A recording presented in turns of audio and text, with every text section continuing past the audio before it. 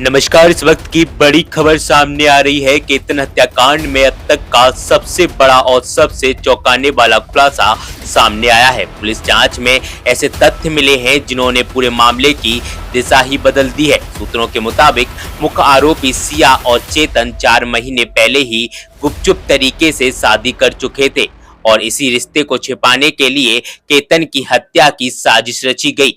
दोनों फिलहाल 14 दिन की न्यायिक हिरासत में हैं और इसी बीच पुलिस की जांच में कई अहम डिजिटल सबूत सामने आए हैं।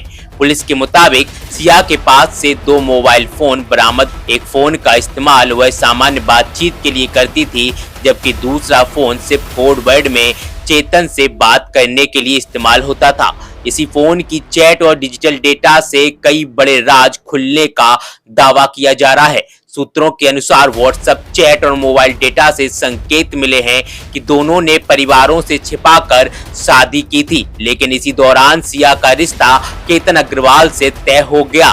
बताया जा रहा है कि केतन का परिवार संपन्न और प्रतिष्ठित था, इसलिए सिया के परिवार ने जल्दबाजी में यह रिश्ता पक्का कर दिया।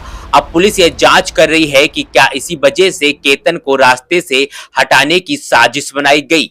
जांच में यह भी सामने आया है कि दोनों ने कथित तौर पर क्राइम पर आधारित वेब सीरीज और कई चर्चित हत्या के मामलों का अध्ययन किया।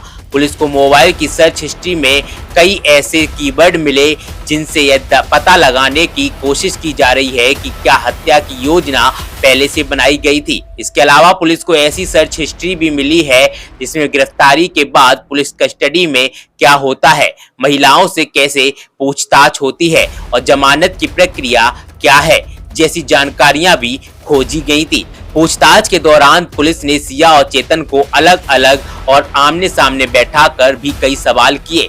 इसी दौरान जांच में यह बात भी सामने आई कि चेतन के कथित तौर पर 2 से 3 अन्य लड़कियों से भी संपर्क थे।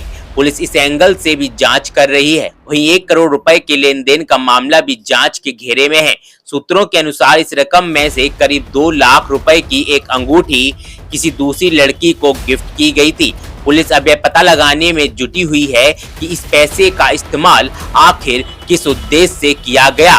पूछताछ में सिया ने कथित तौर पर यह भी स्वीकार किया कि केतन एक अच्छा इंसान था, अच्छे परिवार से था और उसे बेहद प्यार करता था। हालांकि उसने दावा किया कि वह चेतन के साथ अपने रिश्ते की वजह से इस स्थिति में फंस गई। अब इस पूरे मामले में सबसे बड़ा सवाल यही है, क्या 4 महीने पहले हुई गुप्त शादी को बचाने के लिए केतन की हत्या की गई? क्या यह सब पहले से सोची समझी साजिश थी या फिर परिस्थितियों का नतीजा? इन सभी सवालों के जवाब अब पुलिस की आगे की जांच और आधिकारिक खुलासे से ही सामने आएंगे। फिलहाल इस मामले पर आपकी क्या राय है, हमें कमेंट करके जरूर बताइएगा। मैं हूं गोविंद, आप देख रहे थे AVS न्यूज।